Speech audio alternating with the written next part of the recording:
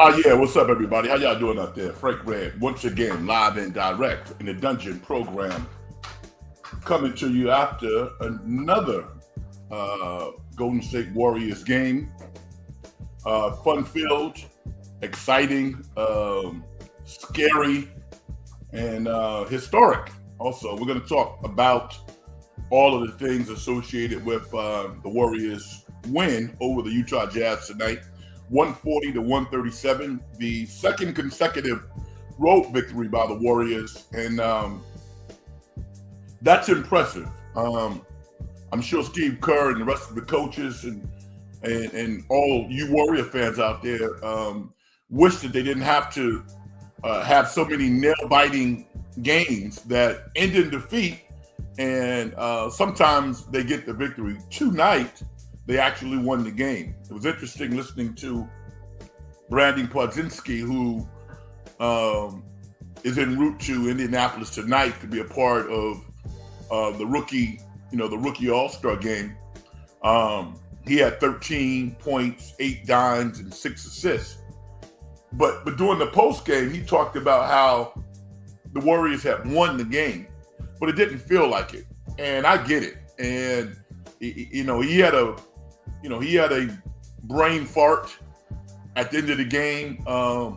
Overran his man Colin Sexton, gave him a wide open shot. Unfortunately for him and the Warriors, Sexton was true to form. I mean, he's not a 40% three-point shooter, and he missed. But had he made that shot, the game would have gone into overtime. And as you all know, the Warriors have not done very well in overtime. But sometimes the basketball gods are with you. I mean, you look at last night's game against the Clippers. The Warriors melted down in the fourth quarter after being up 13 points. That was a game I don't think that if the Clippers played the Warriors 10 times, they win more than 3 of those games. That's how definitive I think the outcome most people thought was in that particular scenario. But yeah, as I said, tonight's game is historic. Klay Thompson coming off the bench for the first time since his rookie year, I believe, had 35 points. Turned back the Wayback Machine and was just on fire. I mean, I'm watching on television. I'm thinking to myself, I have no idea what this feels like, and I never will. But Klay still, every now and then, he'll show you that, I can still play this game. Which is why, as I've said in previous broadcasts, to ever mention Klay Thompson's name in a sentence in which people are using trash to describe him is just outrageous. It's terrible. Absolutely horrible. And it's disrespectful as well. But yeah, Klay, I think, was the best player on the floor for the Warriors tonight. They had other strong efforts. Once again, Andrew Wiggins was strong, 17 points. It sounds strange and weird to say, but Wiggins played good defense on a team that gave up 137 points to Utah. But yeah, I mean, Wiggins has been very, very consistent. I think the Warriors had the game under control. But Steve Kerr, I mean, he puts these weird lineups out there that I'm sure you all are watching on television. If you're at the game, you're like, oh, wait a minute. Or if you're listening on the radio, you're saying, why are we doing this? He had 5 guys out there that a couple of them, I mean, would be right at home in the G League, to be quite honest with you. I mean, they might not be the best players in the G League. Doesn't mean they're not NBA players. But, and I'm being a little facetious when I say that, but I started thinking about Phil Jackson. And Kerr played for Phil Jackson. Phil Jackson had a rule that said, I will not have Mike and Scotty off the court at the same time. I won't do it. And I think because of analytical data, that's the only sensible conclusion that I can draw. And I'm saying, you know what? Take that data and burn it, man. Put it in the garbage. Sometimes common sense is better than statistical data. But in this era of basketball and sports, and even, analytics is taking over our society in a lot of ways. We measure whether or not a kid has a really good school experience by their test scores. I mean, give me a break. So I was like, no, you're up 20 going into the fourth quarter. And the one thing that Utah can do is score. Utah's brilliant coach, Hardy, made some mistakes tonight in terms of tempo. I think he had the Warriors against the ropes, and he let the Warriors off because there were times in which he could have stopped the breaks. The Warriors was steadily pulling away from Utah, and he wouldn't call timeout. He would kind of let his team play through it, and maybe they're in discovery mode where they're looking to assess players. And I kind of get it. But, for the team, for the players of the team taking those L's, you want to win.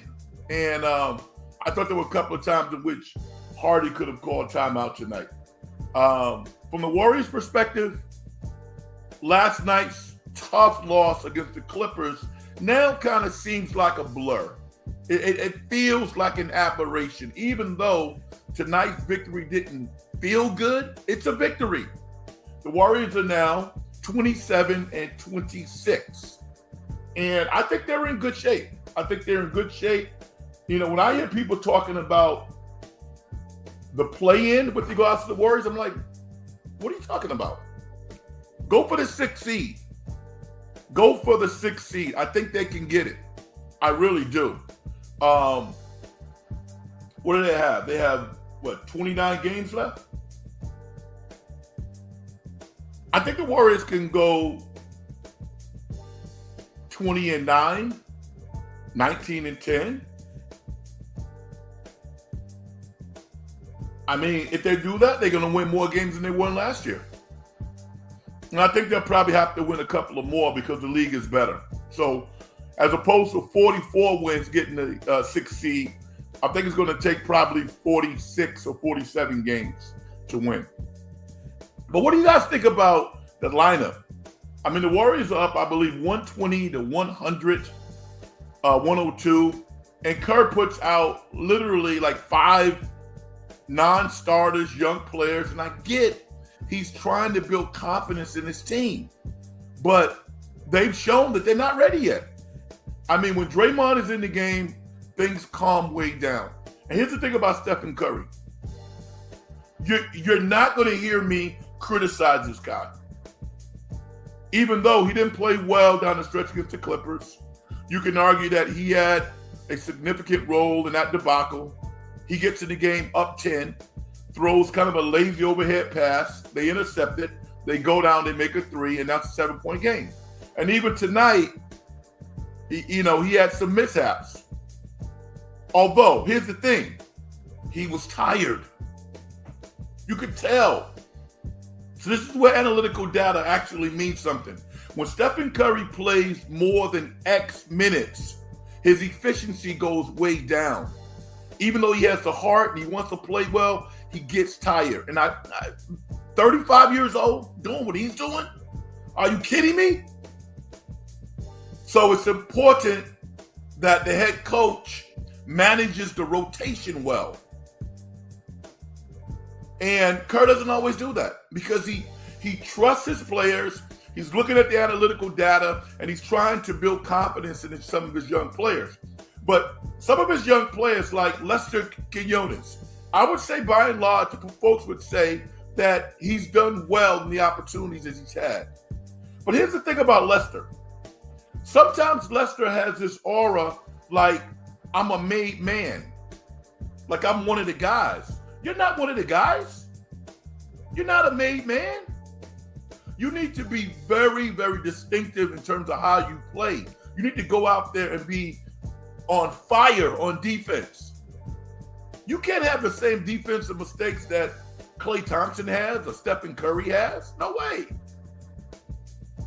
And, you know, when they turn the tape on tonight, dude, you want to get that guaranteed contract next year? You got to go out there and be on fire defensively. I was disappointed with what I saw from him tonight because he's proven to me, and I'm sure other folks, he has enough talent to be a rotational guy in the NBA. But defense is where you're going to make your living. You cannot go out there and be lackadaisical on defense. And I thought at the start of the fourth quarter, he was. SG says, hi, Frank. How you doing, my brother? As a Warrior fan, that potentially game-tying three from Colin Sexton made me so nervous. I bet it did. Mark Graves says, how good can the Warriors be if they just clean up the turnovers? Absolutely. Lester Quinones looks to the bench a lot when he commits a foul. Yeah, and he also, what's up, Mark? How you doing, brother? He also has the gall to, like, conversate with referees. Dude, stop talking to referees and stop trying to explain your way out of calls. Just go out and play. Do you know how miraculous you are? Was he even drafted? There wasn't even drafted. I don't believe he was drafted. In a couple of years, this guy has ascended to the most improved player in the G League, to the now on the cusp of being a rotation guy for one of the best organizations in the NBA. Everybody's saying there's a tag now in which people say, keep the main thing the main thing. The main thing is your play. Just go out there and play, dude. And if I wasn't rooting for Lester, I wouldn't even mention his name. There would be no reason to mention his name. But like I said, when they put that tape on and they look at some of those defensive mistakes, and Moses Moody didn't even get in the game, who is, Moses Moody's looking at what, like $5 million next year. His contract is already guaranteed. And it wouldn't surprise me if Moses Moody is traded in the summer. I hope he gets traded to a decent organization that's going to give him a chance to really play. Because I don't know if it's going to be with the Warriors. But I think he's a good, solid rotation guy in the NBA. Smart, aggressive, plays hard, great teammate. But his minutes have just been inconsistent with the Warriors. And, clearly at this point, Brandon Podzinski has proved to be a better fit in this system.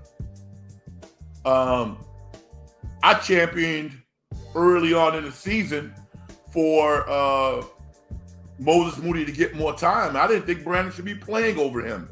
But clearly Brandon has established himself as a good fit for the Warriors team, and he makes a lot of winning plays. Dude, unbelievable. Brandon Podzinski is looking like definitely somebody's going to be on one of the top 2 all-rookie teams. So you got to give it up to him. My man Brian Iglesias says, what's up, Frank? In the last game before the All-Star break, on the back end of a back-to-back, I'm curious why Moses and Guy Santos got DNPs tonight when guys were gassed on the court. Well, that's a great point, but I think Steve Kerr does look at analytics. He and his staff, they are an analytical staff, and I don't think Moses Moody's plus minus was great last game. You might look it up and tell me that I'm wrong, but watching the game, I don't think he had a great analytical score. And I think that probably played a role. Maybe Kerr didn't anticipate Klay playing so well, so maybe he played more. Although Klay didn't play a whole lot. And here's the other thing: Steve Kerr loves Brandon Podziemski. He loves it. That's evident, and I get it. I mean, he's played good basketball for him. Although that last play was absolutely bizarre on Colin Sexton, when he went around him and leaped at him. I mean, really? That was crazy.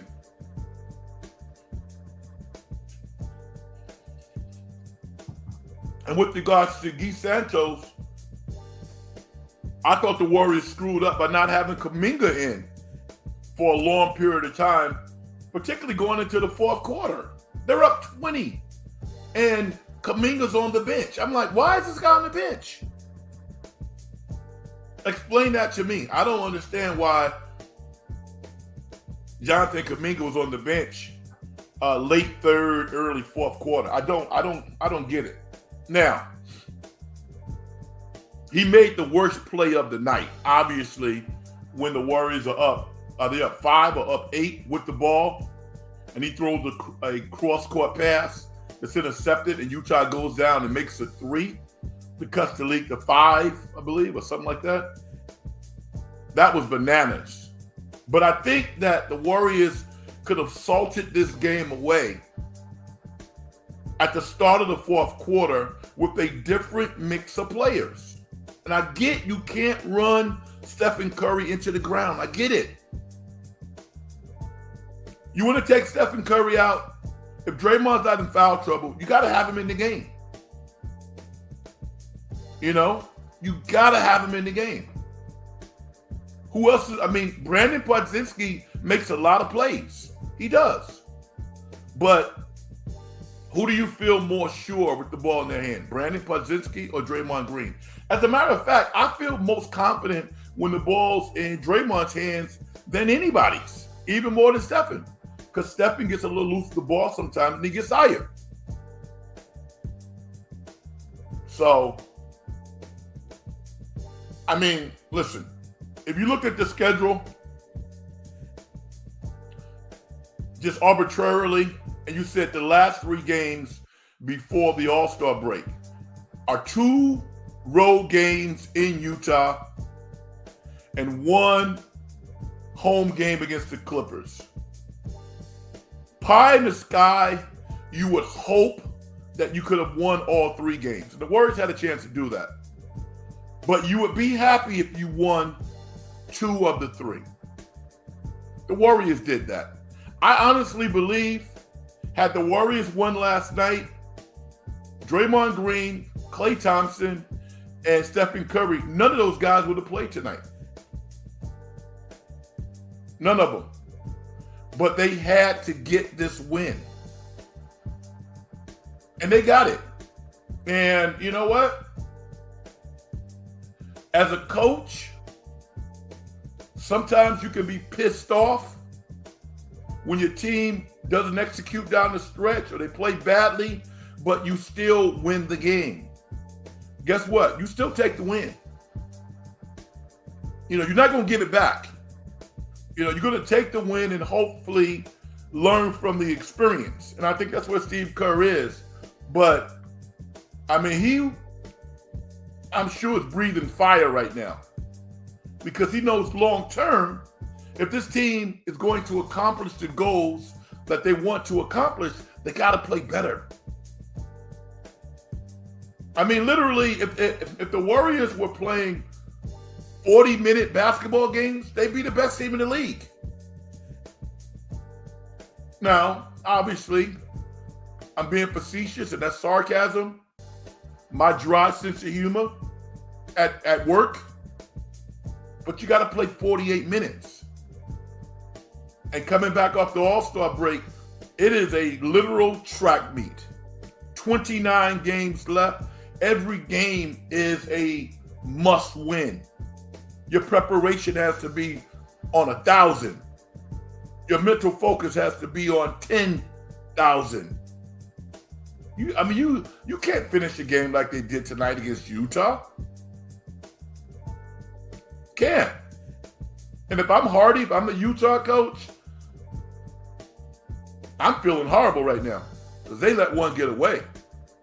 They got, 32 points from a rookie, 9 3-pointers. Keontae Johnson, who was just a straight baller at Baylor. The thing that's impressed me about Johnson was I didn't know how tall he is.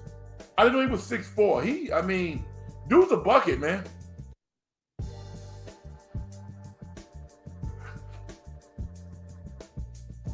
Good draft pick, no doubt. My man Brian Iglesias says, I'm afraid that if Steph has to play 35 plus minutes a night these last 28, 29 games, the Warriors will run out of gas at the end. I hope when CP3 comes back that he can take some load, take load of his minutes and usage. Brian, I totally agree with you. I think you're spot on with that analysis. And I think that's probably where Steve Kerr is as well. I think you're right because he's clearly playing too many minutes and he's tired. And the one indication that you can tell when he gets tired, he loses focus a little bit, is at the free throw line. Stephen Curry is like Jason Bourne. Remember when the girl, I can't think of her name right now. Mark, you might know. Some of you guys might know. The girl who played in Save the Last Dance. The blonde spy agent who Jason Bourne supposedly had a love affair with. She's in the control room in one of those movies, and she goes, "They don't make mistakes. No, they don't do that." And that's Stephen Curry at the free throw line. He does not miss free throws if he's locked in. If he's tired and his nervous system is off a little bit, then he'll miss. So that's the indication. You're right. 35 minutes? Nah.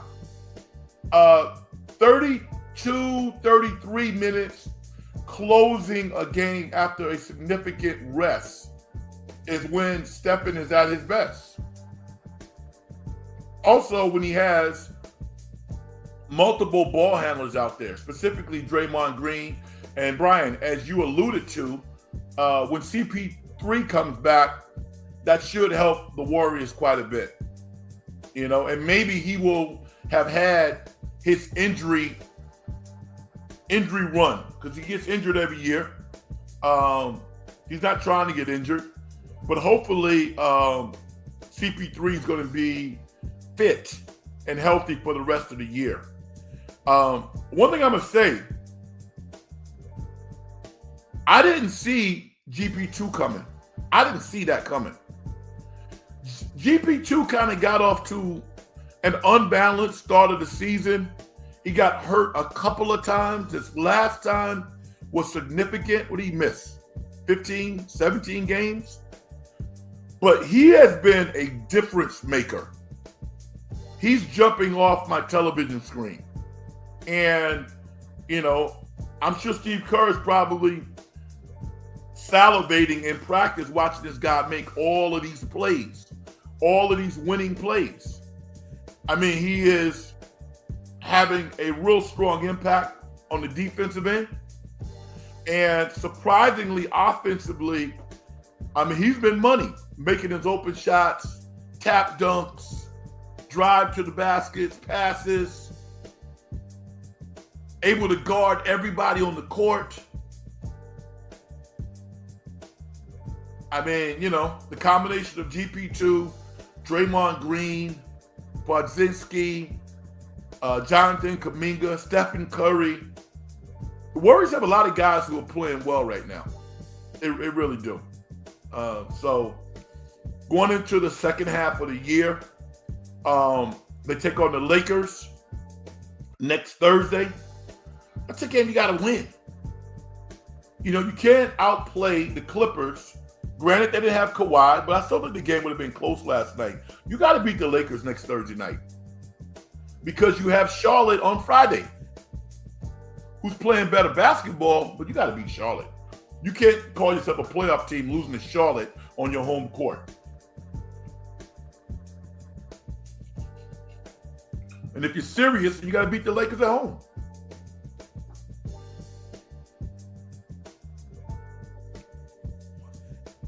But the star of the night was obviously Klay Thompson. He was outstanding. And I'm happy for Klay. I didn't, you know what? I don't know if Klay, I think this is the benefit of having a dad, I believe, having great teammates that can kind of talk you through some of the downturns that you invariably have in life and in your profession. Klay's saying all the right things. And he's showing that he can deal with adversity also. Because he had a terrible end to last night's game. He not only didn't play well, he made a foul call that was absurd. And then he found out he wasn't starting. Now, maybe Kerr framed it by like, Klay, listen, you know, normally you would not have played. I don't want to start you because you're susceptible to injury. We'll just bring you off the bench. The reality is he did not start a game for the first time since he was a rookie, I believe, but 12 years ago, a long time ago. And he came out and he was on fire. The Warriors don't win without Klay Thompson tonight. They don't. They got down early. They were down 11 to Utah. Not looking like they could even stop them. So I got to give it up to Klay Thompson tonight. 35 points, on fire. Just mesmerizing that crowd. I also wanted to get a good look at Lauri Markkanen also, because I think my words ring true when I talked about this guy. A 7-foot small forward who is profoundly skilled from three, a little mid-range, but just doesn't make winning plays. This dude should be one of the best players in the league. And he's not. He's not. And, you know, I'm looking at the Warriors, I'm saying, how would he be on the Warriors? You know, if the Warriors didn't have Jonathan Kuminga waiting in the wings or Wiggins, he'd be good on the Warriors as a third option. He would be. I mean, if you put him with Draymond Green, Lauri Markkanen would be damn good. You know, because he could lean on Draymond. But I'm like, when you're that talented, you should be uplifting your team. I don't think he does that at all.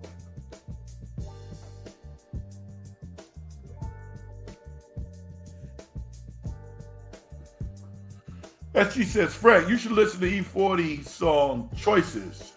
And I really like the Golden State Warriors version. I've heard the song Choices. I like it. 40's made quite a few songs that I like. And I like the original version. Brownie Glacier says, there should be no reason for Pods to be playing 34 plus minutes and Moody getting a DMP. I don't see why Moses can't get some Pods Quinones minutes. I totally agree with you. I totally agree. Which is why for 2 years, until it became evident to everybody in the world that Jonathan Kuminga should be playing, you know, Kerr sometimes would pick his spots when he wasn't playing. And listen, I said last year, Moses Moody is the most mature 21-year-old that I've ever seen in my life. He's actually a role model for me. You know, it's one thing, I mean, the one thing I learned about role models is it has nothing to do with age. It has nothing to do with gender, size, nothing. You know, I'm a role model to some people. Moses Moody is a role model to me. because every time, when you think that he's going to kind of just blow up because of some type of adversity, he just remains calm. He cheers for his teammates. And he kind of talked about his upbringing, about how he was raised. And I applaud his parents, man. And yes, dude has made change your life money. But these professional athletes are competitive as hell. They're used to the money already. But he's such a pro. And Brian, I actually think that hurts him. I think Kerr knows it's going to be little to no pushback. He knows that. So I don't get it. Podge played 34. Podge has played his ass off. He's played very, very well. But Lester Quinones, now probably after the Warriors come back from the All-Star break, you'll see more Moody than Lester at the start, I think. Because they look at the analytical. I don't have to look at the data to know that I want to put Moses Moody in the game. And if I got to coach him up because he's maybe trying too hard or doing some things that I don't think he should be doing, then I'll coach him up.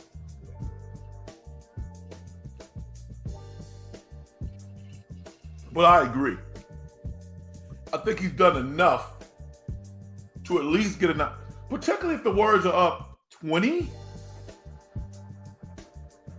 So, I don't know. I think that's one of Steve Kerr's rotations is been a point of discussion for years, for several years now.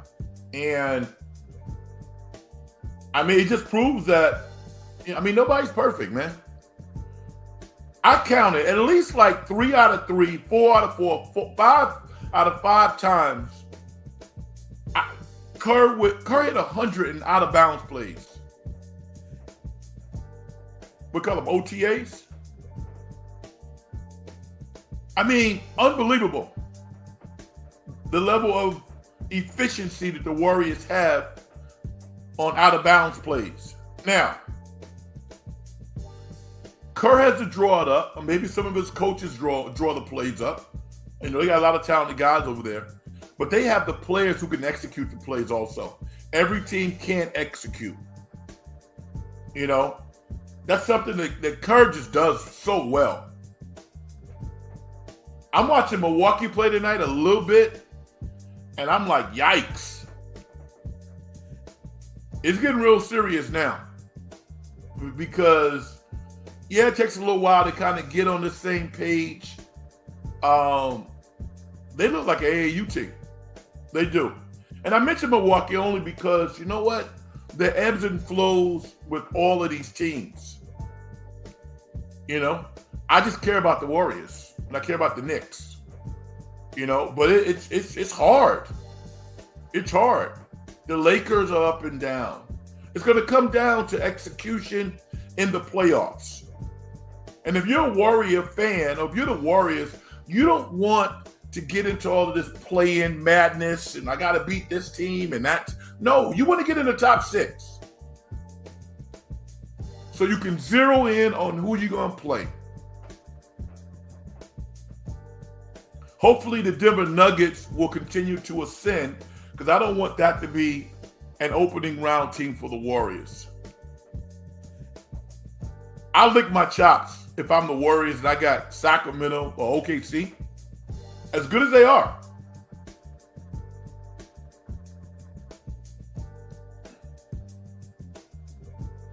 SG says, when I play NBA 2K24, my starting lineup is Curry, Thompson, Kuminga, Moody. You lose a lot, right? Okay. Get a better lineup. Andrew to go. Good win by the Warriors tonight. But the defense got to be better in the fourth quarter going forward.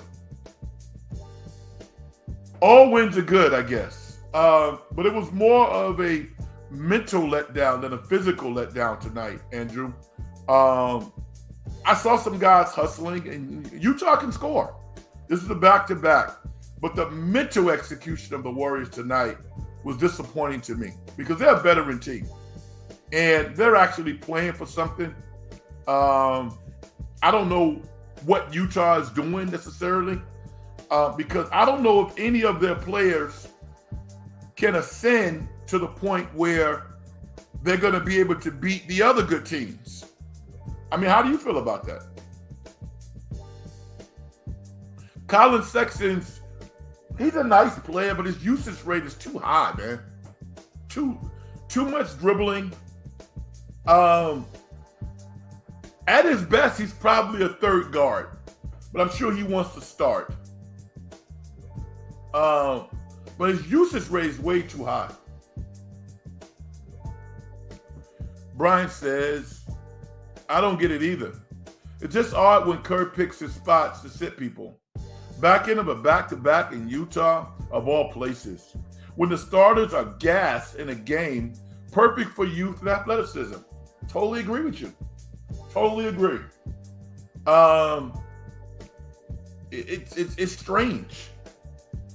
You know, I mean, again, if I just saw one thing that I go, okay, that's a move that he's making because it's logical and it's feel, not based off some analytical data. You know, I kind of feel that he does that with Podziemski sometimes because he can have bad runs. He's playing really well right now. But Moses Moody, no time. Jonathan Kuminga sitting on the bench for like 6, 7, 8 minutes. No, in spite of the bad pass that he made. Enter the GOAT. Bad decision by Kerr taking out Gary Payton. Could I use him in the fourth quarter in the last minutes for defense and then feel bad for JK? I think I kind of get what you're saying. I don't have a problem with GP2 in any defensive situation. I don't, especially when the Warriors have a lead. But I like Kuminga in the game also. That was a weird lineup to start the fourth quarter. Are you kidding me with that lineup?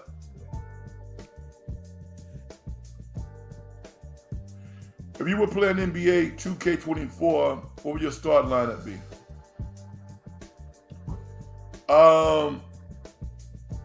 SG, that's a Twitter question, dude.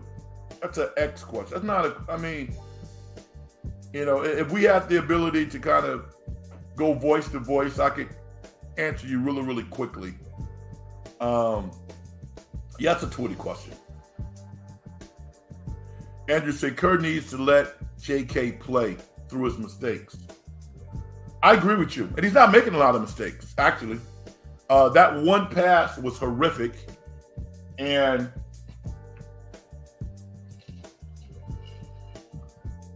a player with his experience 3 years in, and talent should not be making plays like that. And I've seen him, his assists have gone way up. So he's getting smarter. And a lot of people don't like this, you know, because I think they get in their feelings. But when I talk to people about IQ, basketball IQ, I need to look at one stat, assist to turnover ratio. That tells me everything about a player.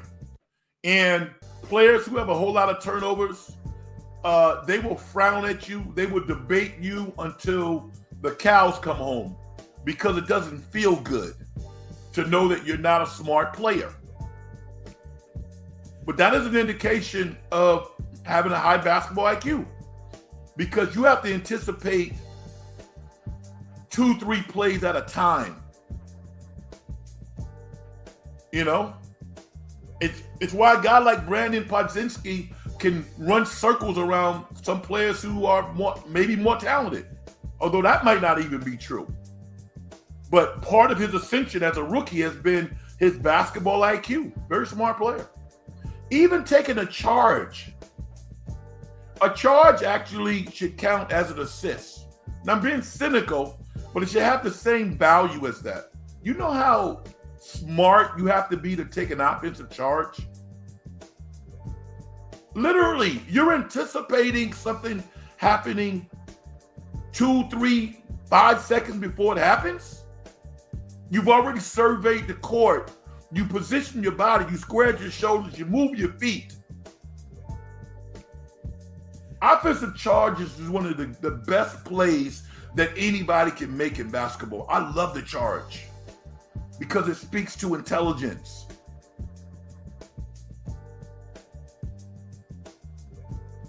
Andrew the GOAT says, no, it's not that. It's because she was not in the game late in the fourth quarter. I'm not really following that. O'Brien, Moody was a plus 13 8 minutes after having 8 points and 2-3 shooting against the Clippers. Wow. But he was 0 for 8 in 9 minutes, but was a plus 13 last time he played Utah. So that might have something to do with his DNP. Yeah.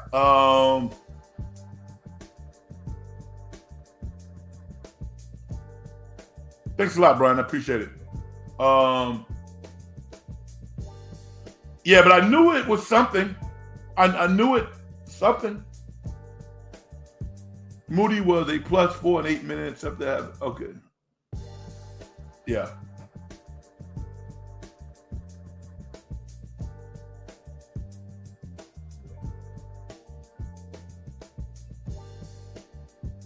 Yeah, there you go.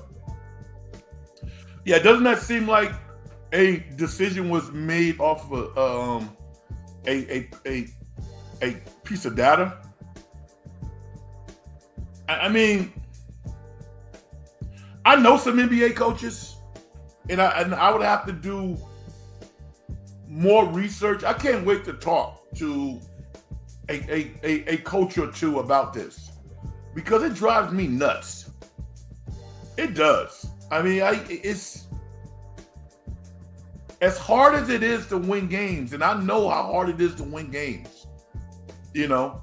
And when you have a general manager, you have an owner, you got data analysts, you know. I mean, you got to answer to these people. So, coaching isn't what it used to be. But I mean, to me, I'm just trying to imagine Don Nelson Sr. Being so tied into analytical data. I don't believe it. I'm not saying that he wouldn't read the data, but Don Nelson was a brilliant coach because he knew basketball. Andrew said, I meant he was not in the game late in the fourth quarter. Okay. I think we're all on the same page here. Why did Moody get in the game? In a game, you're up 20 against Utah when your starters are gassed. That's not hard.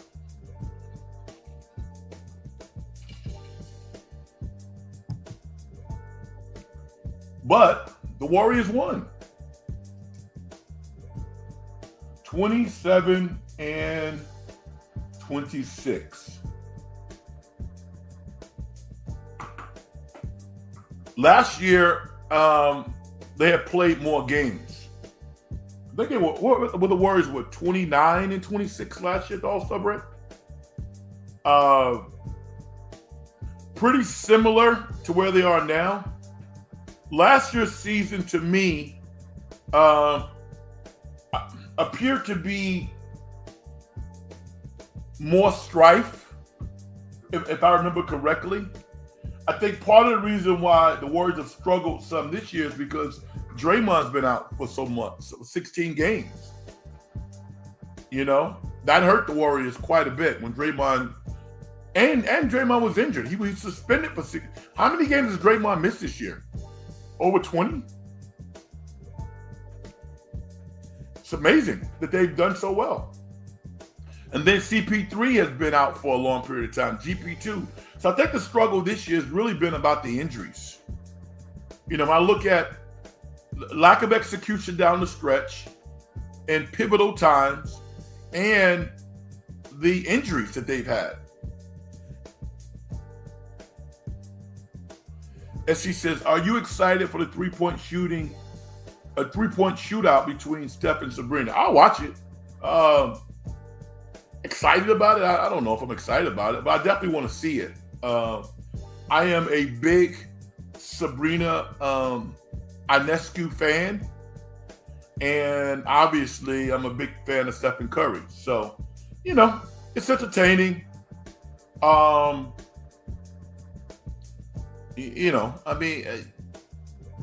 Yeah, it's interesting to watch. Yeah, I'm actually more interested in watching that than I am the dunk contest.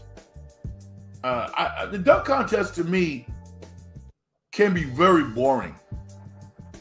Unless you got Zach LaVine and Aaron Gordon going at it, I could watch that all day. But I heard a commercial today, not a commercial. I heard an interview today with Mac McClung, who I am a fan of, who literally after 3-4 years is still trying to get an opportunity to play in the NBA. He's been G League MVP. He's been most improved player, two-way guy for several NBA teams. And today, when I listened to him on NBA Today, Sirius Satellite Radio, dude was so humble. He was so calm, and just makes you root for the guy. I mean, he's only he's 6'2". He's not even 6'3". Matt McClung is 6'2". But do I think he can play in the NBA? Hell yeah. He can play in the NBA just simply off hustle alone. How many guys do you see in the league sometimes that have the audacity not even to play hard? Are you kidding me? As an energy guy? Does he have to continue to get better? Absolutely. But I think he should be on the NBA roster. And the fact that he's going to get an opportunity to defend his dunk contest championship from last year, even though he's not on an active roster in the NBA, I think it's fantastic. So actually, let me change my mind. I am interested in seeing Mac McClung do his thing against whomever else is in the dunk contest. I guess Jaylen Brown is in the dunk contest. So I want to see that. Brian says, also weekend has lost its lust for me. It's still a thing. It's still a thing. I mean, it is. And it's still a thing for me because I don't really have high expectations, Brian. I don't know if I've ever had high expectations. Maybe going back to, I don't know, the Jordan heyday and that era. I was actually at the All-Star game when Vince Carter won, when it was in Oakland. I went to that one. What an All-Star game to pick. That was incredible. So it's still a thing. It's sports. I love sports. But am I giddy about everything associated with All-Star Weekend? I'm not. And I look at it from this perspective, Brian. It's really about the fans. It's about the fans, and it's one of those packages that the league likes to have because it is about the fans. It's about the kids. The kids love it. Can you imagine what's going to happen in Indianapolis this weekend? All the, the ceremonies, the new nonprofit businesses they're going to open up. They're going to redo some courts. And then next year, it's in the Bay Area. Come on, Brian. You're going to love it next year. So has it lost some luster? Absolutely. Is it still a thing? Yes, it is. Yeah.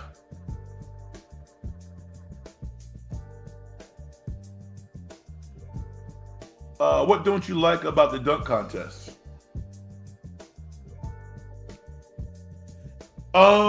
I grew up in an era where there were real superstar dunkers. You're not old enough to have seen Dr. J play. I saw Dr. J. Dr. J, check this out. Dr. J's nephew and I are really good friends. We're like brothers, right? We actually played in high school.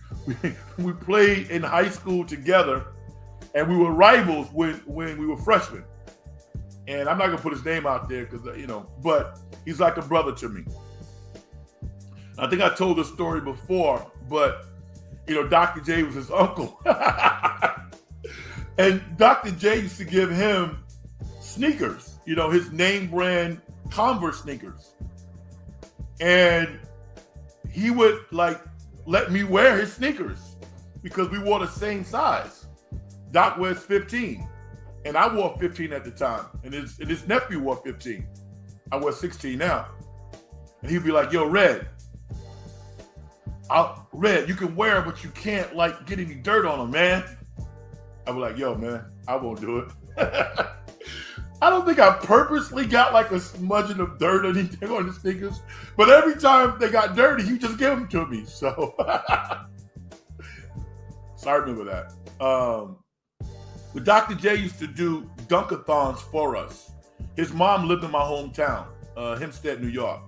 And after the season, Doc would come and just do dunks for us, for all the kids in the community. For 30 minutes, he'd do dunk shows. And it was just it was the most incredible thing that you could ever imagine with his big afro. So I got high standards for the dunk contest. And then Jordan, I don't hate the dunk contest, SG, but it's not something that I'm in love with or dying to see every year. I also don't necessarily respect the scores of the judges. Sometimes they get it wrong, and they are in those positions because they're celebrities. As she says, I can't wait for the 2025 All-Star Game in San Francisco. That's gonna be a party. Do you remember the Dwight Howard Superman dunk in 2008? Yeah, that was awesome. That was awesome.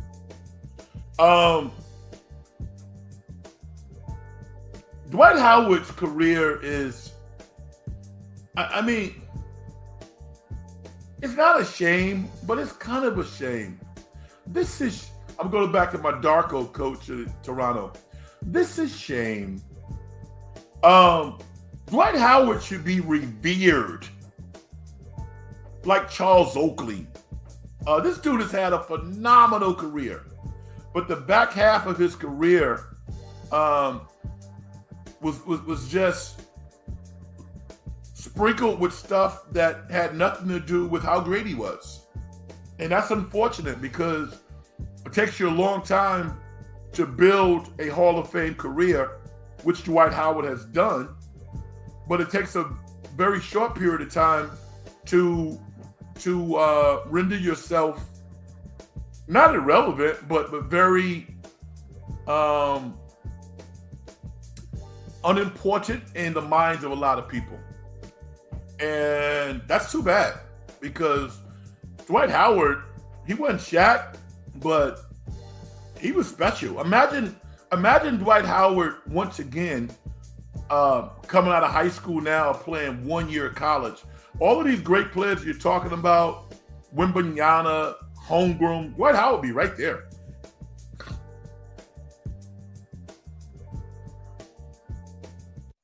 Mark Gray said, you had your foot in a shoe that Dr. J wore.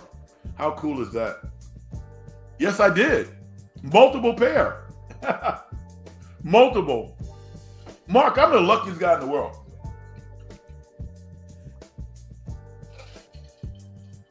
I'm the luckiest guy in the world. You see my Knicks shirt, right? I remember when I was covering, I first got into sports talk radio. Not when I first got in, but I met Walt Clyde Frazier. I'm covering the Kings 1 year, and it's before the game, and Walt Clyde is standing there. You know, he did his prep work. He just kind of standing. I go up to him. I say, "Yo, Mr. Frazier, you know, I loved you as a kid, and blah blah blah." And we say, "Oh yeah," and I start talking to him, and it was a moment, man. Walt was cool, but he was very normal, you know. So I met many of my idols. I met Magic Johnson. I met all my idols. Ronnie Lott. I met them all. So yeah, I feel very lucky. Dr. J's a cool dude. Many pair of his sneakers. I'm gonna tell you. I'm gonna give you the story. My favorite encounter with a professional athlete. I don't know if I told the story. I might have told it before. I'm at Fordham, and we're getting ready to play University of Texas, right? At the New Jersey Arena. It used to be called Brendan Byrne Arena. It's probably something else now. Where the Devils play. And excuse me. And so we had practice on like a Friday for a Saturday game. And the Nets had practice earlier. So we show up and the Nets are there, right? Now, one of my favorite players of all time is Buck Williams, the great power forward from University of Maryland. I'm starstruck. I'm like, wow, this is Buck Williams, right? I think I'm like a freshman or whatever. I don't know how old I was. So Buck sees me. I don't know why, but he goes, "Yo, big fella, come in with me." So he takes me in the Nets locker room, right? And all their players are there. Albert King, Bernard King's brother, Michael Corrin, Jaminski. I mean, you know, they're all there. Dude goes in his locker and gives me 2 pair of sneakers. And he happened to wear 16. It was crazy. I think he might have said, what size you wear? I said 16. He gives me 2 pair of sneakers. Talk about a Kool-Aid smile. That was awesome. That was real awesome. So, yeah, man, I got some memories, man. That was a great one with Buck Williams. Great Buck Williams.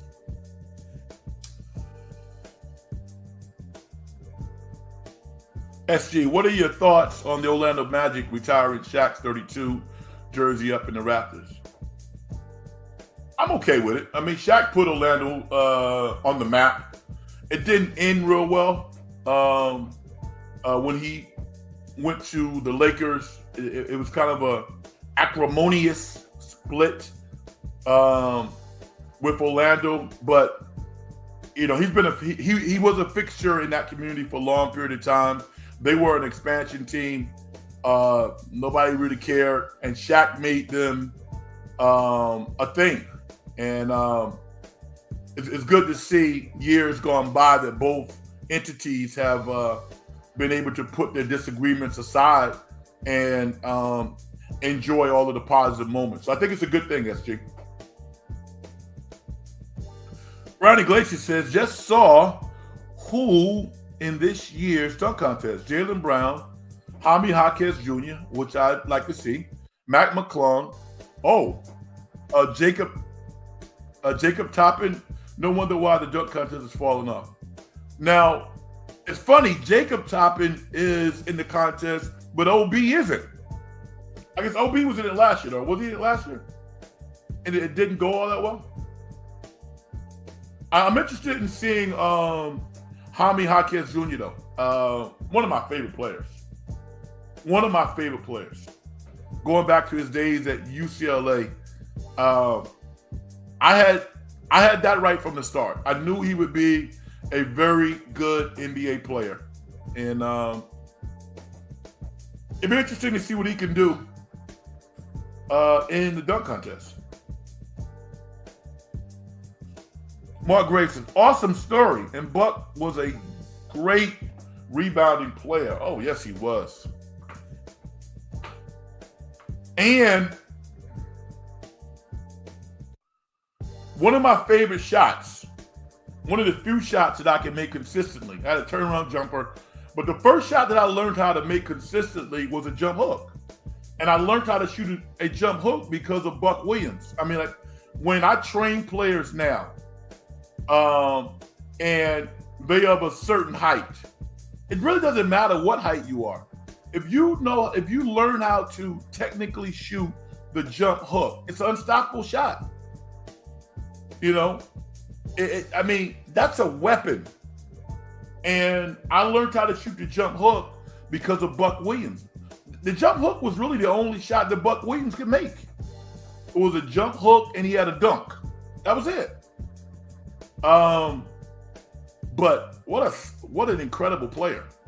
Yeah.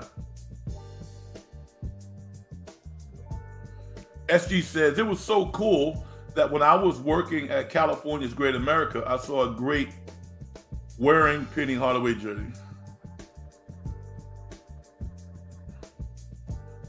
Did you see Penny in the jersey or you just saw the jersey? I don't, not a big jersey guy. Pod's got a little running hook shot. Yeah, he does. He does. Nah, I mean, dude is a throwback in a new school game, but all of those little flip shots, those jump hooks, those things work. I don't know if his dad taught him or who taught him or maybe just an old soul in a new school game. I don't know. But it's part of his package. It's part of his game. And I've been impressed. I have to say, I've really been impressed with what he has done for the Warriors. I don't know how they would be as good this year without Brandon Podzinski. That's a statement that, if you ask me, during the summer league, would never come out of my mouth. But dude has done yeoman's work, and I am so happy for him. I'm friendly with his agent, so I'm happy for him as well, Bill Duffy. And yeah, man, I just hope he can continue it. This is kind of a honeymoon period, you know, when the alignment of planets and the sun is appropriate, you know, the Goldilocks zone. It's kind of the Goldilocks era for Brandon Podzinski because he's playing with such great players.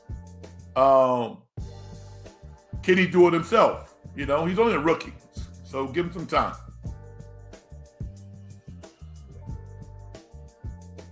Brian Iglesias says, here's a dream dunk contest. Zach LaVine, Aaron Gordon, Zion Williamson, Jonathan Kuminga. That would be an amazing dunk contest. Totally agree with you. Totally agree.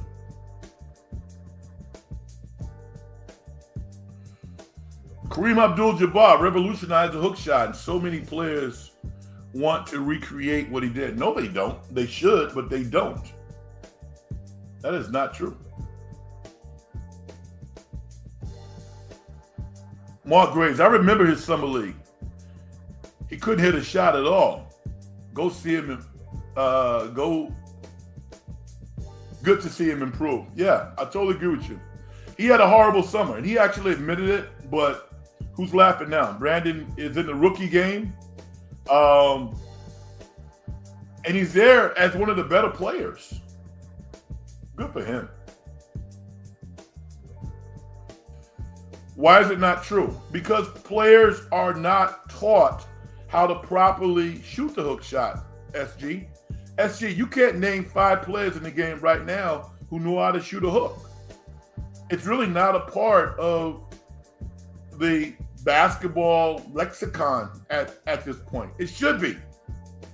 It should be. If I knew how to teach a hook shot really, really well, then I would do it. I don't know how to.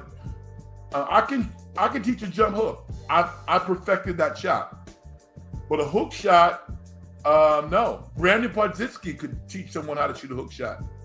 He has it down. Now I have a left-hand hook shot that I can make. It's weird. I'm right-handed, but for whatever reason, when I was younger, I developed a left-hand hook shot, and your release point is over your ear. You jump, get it over your ear. It's a beautiful shot.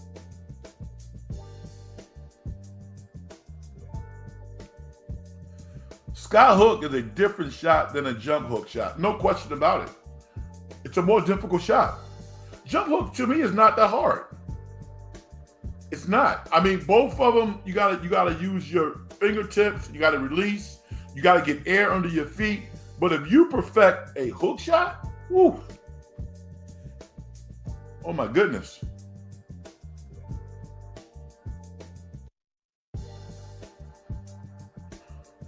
SG, you had something to say. I want to get you in here. I wrote this down. Thoughts on the San Francisco Giants firing Steve Wilks?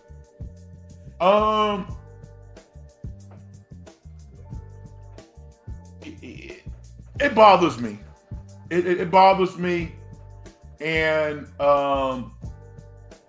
it stinks. It has kind of a passive aggressive feel to it. The announcements seem really loud to me. And, here's the thing. For people to go, oh, racism, race. No, I'm not going to do that. Because I don't know what, these teams want to win. So I don't think it's that. But this is what I think.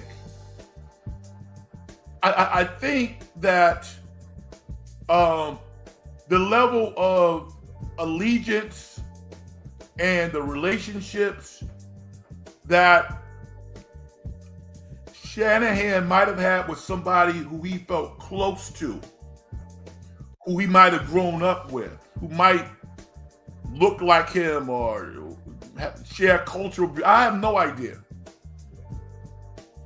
To me, it was just a lack of empathy. And that is the thing that really bothers me. This is a man who, Keith Wilks, who has built his career for a long period of time. He travels across country.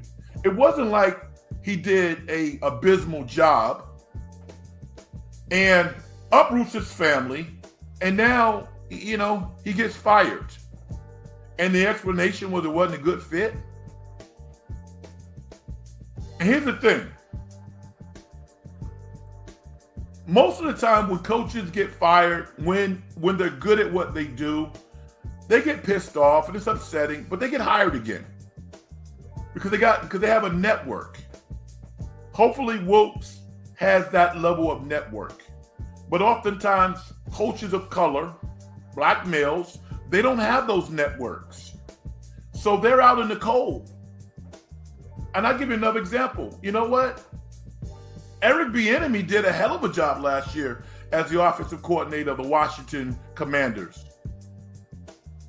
Eric Bieniemy took a guy, Howell, out of UNC, who was a 5th round pick. This dude threw for over 3,000 yards. The Washington Commanders offense was the one thing that was kind of interesting and exciting about them. Eric Bieniemy got fired. I don't see anybody beating his door down, do you? Arthur Smith, the former head coach of the Atlanta Falcons, who was the OC of the Tennessee Titans, and a damn good one. The day that he got fired from Atlanta, literally he had a job 30 seconds later. He's now the new OC of the Pittsburgh Steelers. So I'm talking about networks. That's what I'm talking about.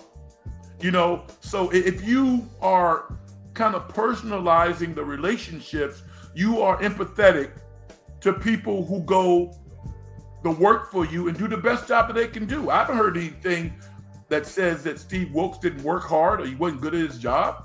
So I didn't like that because it felt like blaming to me. That's what it felt like. So didn't like it. Bad mojo. It'll be interesting to see who the 49ers pick up as their next defensive coordinator. Belichick? Why would Bill Belichick even consider being the defensive coordinator. Maybe he loves football that much. I have no idea. I think Mike Vrabel is a hell of a head coaching candidate. And I think that he'll get another job because of his track record. And I think that if the 49ers could get him, then I think that would be pretty damn good. I think he's a hell of a coach.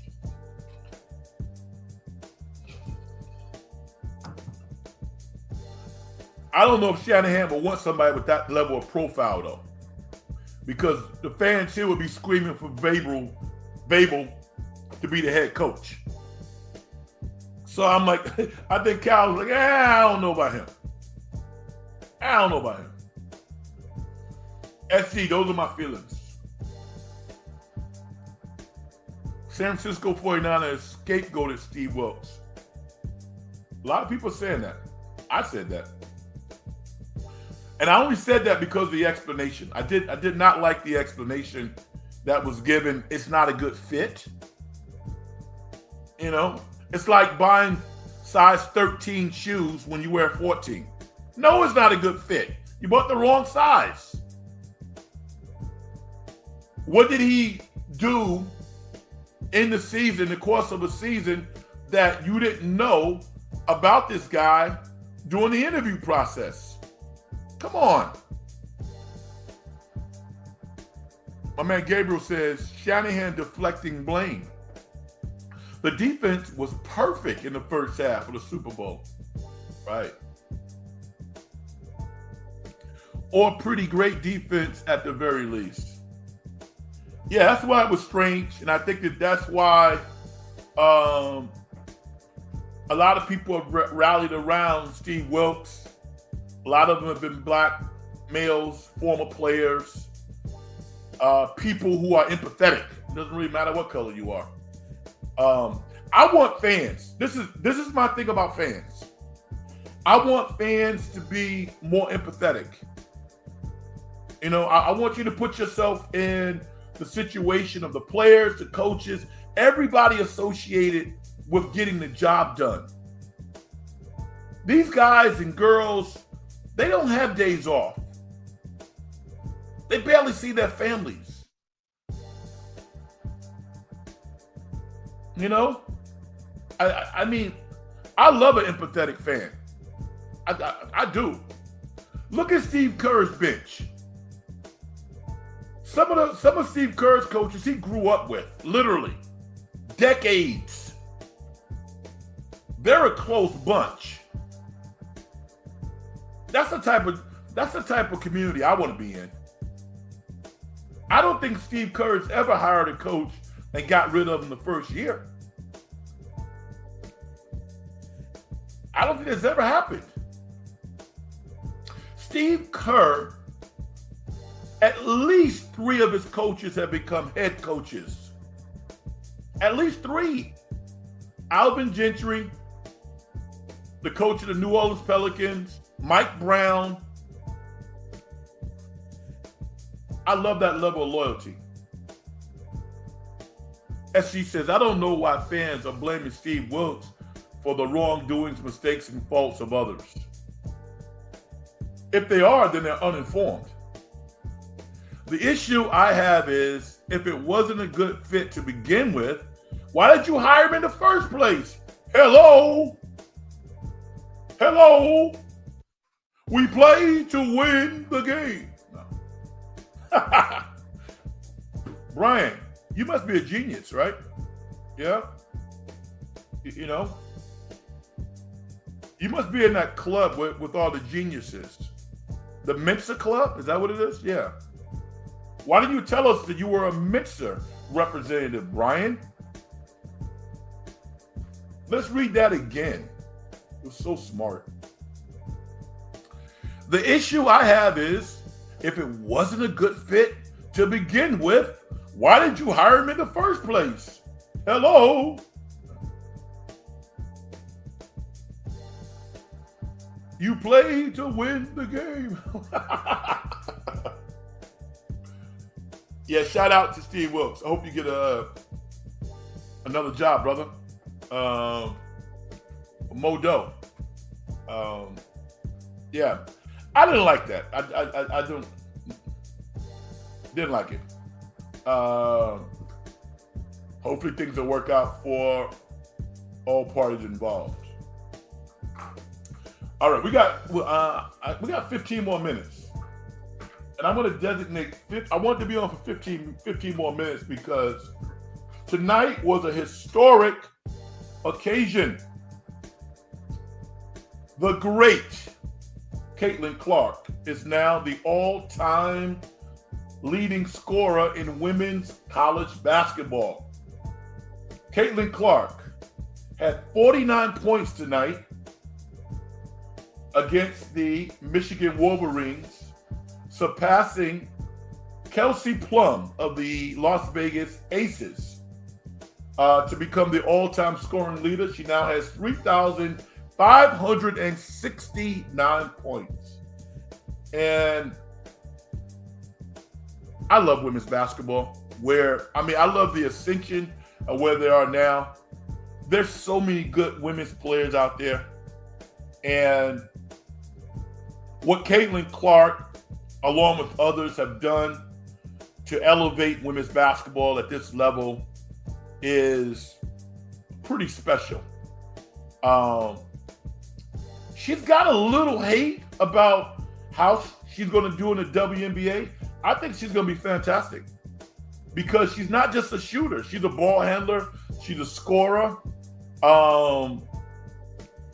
She's going to really elevate whomever she plays for. Now, she has one more year of eligibility at Iowa, but I think she's coming out. And she's coming out because that bag's going to be waiting. Even though she won't make a whole lot of money in salary for the WNBA, the endorsements are going to be plentiful. And she is going to uplift whichever organization she's playing with. She's elegant. She's attractive. That's not a bad thing when people notice that you're attractive. There's nothing wrong with that. Most importantly, she is a dynamite basketball player. And the league needs more players. So that's a good thing. Mark Graves says, I like Coach Edwards saying, don't push sin. Yeah, that's funny too, right? That's funny. Don't push sin. Don't push sin. And they never listen. And she says, I like that you laugh at yourself. That's self-deprecating humor. You're funny, man. Well, at the heart, I'm a nerd, man. I like interesting things. And I like to laugh.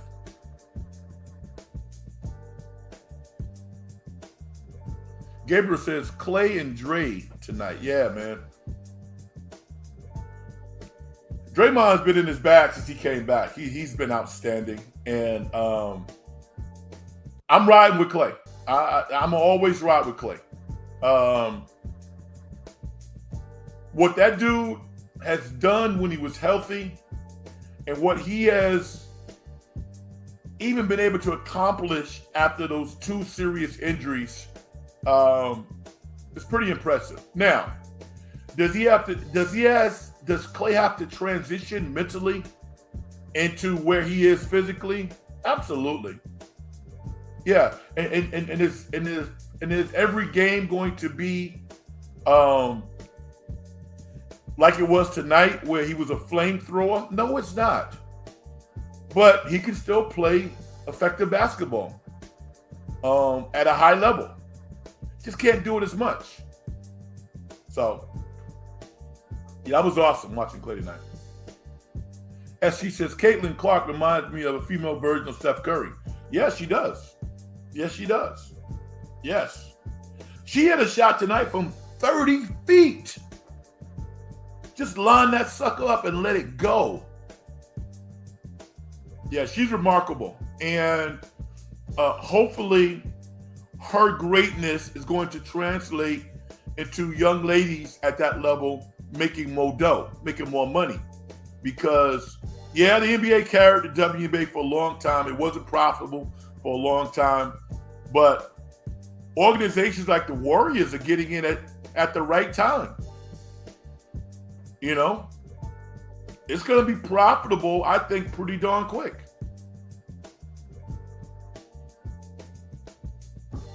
As she says, you make this show very entertaining to watch. Wow. Thank you. I appreciate you, brother.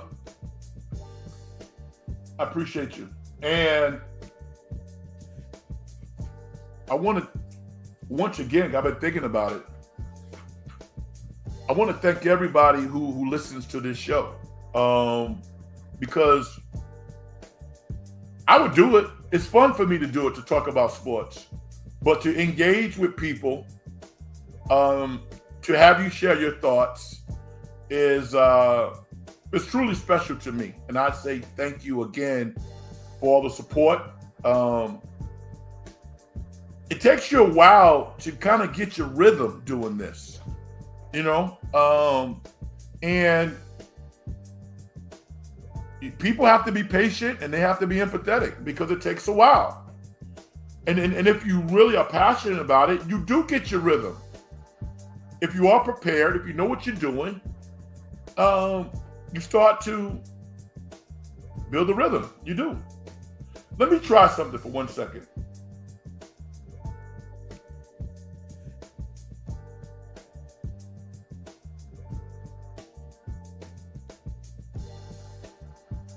Okay. All right. I'm not real technically inclined, if you didn't notice. This particular YouTube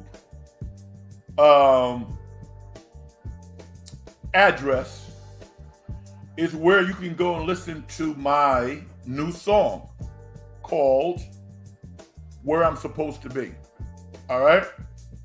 I don't think it's available in Apple Music yet. That's going to happen hopefully in a couple of days. But you can watch the video. It's not a video. You can listen to the song on YouTube. Listen to it and let me know what you think. I love the song. I do. I'm very proud of it. It's my 4th release in about 3 years. I'm going to put 10 songs up. So I'm going to probably put 2 more out before the summer ends. But check this song out. And this is the address, all right? Hopefully you can take a picture or copy and paste it. I don't know how to do this crap. But this is the address.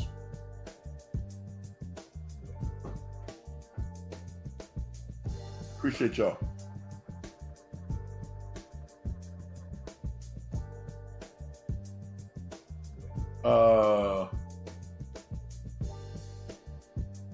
Now I got to figure out how to make the show smaller now.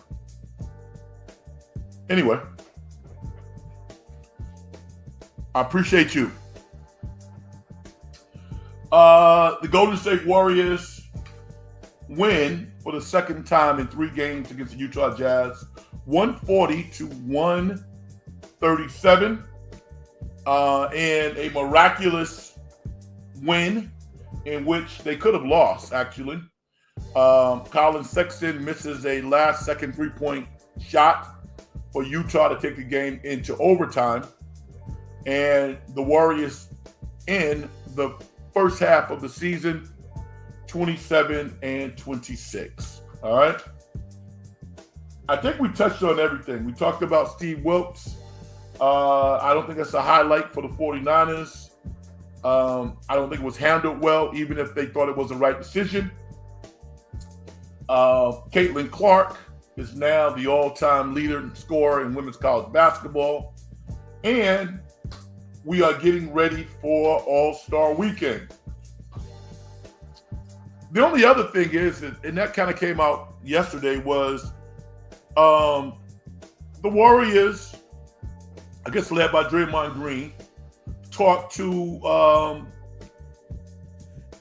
the LA Lakers to see if they would be interested in, maybe trading LeBron James to the Warriors. How do you guys feel about that? You know, from a political standpoint, there was just no way that LeBron could do that. No way. He couldn't do that. No way could he do that. So, but it was interesting. What I got out of it was Jeannie Buss is a straight G. She didn't blink. She was like, talk to his agent. Don't talk to me. Talk to his damn agent. And, you know, they were sniffing around. But I think at the end of the day, LeBron knows that that was not going to fly. Historically, it was just not going to fly.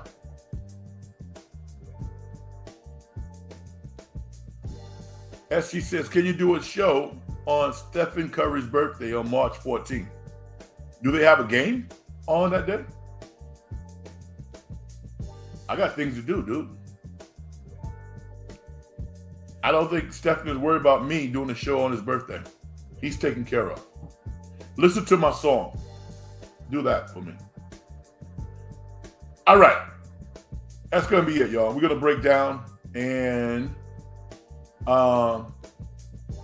maybe we'll do it. Yeah, definitely do a show on Sunday, just kind of recapping the weekend and, you know, be a sounding board for what took place over the weekend. Stephen and Sabrina Ionescu will have had their little dance, dunk contest, all-star game, all of that stuff. And we'll be here to talk about it, all right, on the next edition of the In the Dungeon show. My name is Frank Red. I want to thank you once again for checking me out. I really appreciate you. Enjoy your commentary, and thank you for giving me an opportunity to express my thoughts on the world of sports and life. I'm going to do my thing and get out of here. Success and getting paid is a manifestation of the whole process. If you as an individual don't do things to help other people make their lives better, as far as I'm concerned, you haven't done nothing. All right? Be safe and good night, everybody. Peace.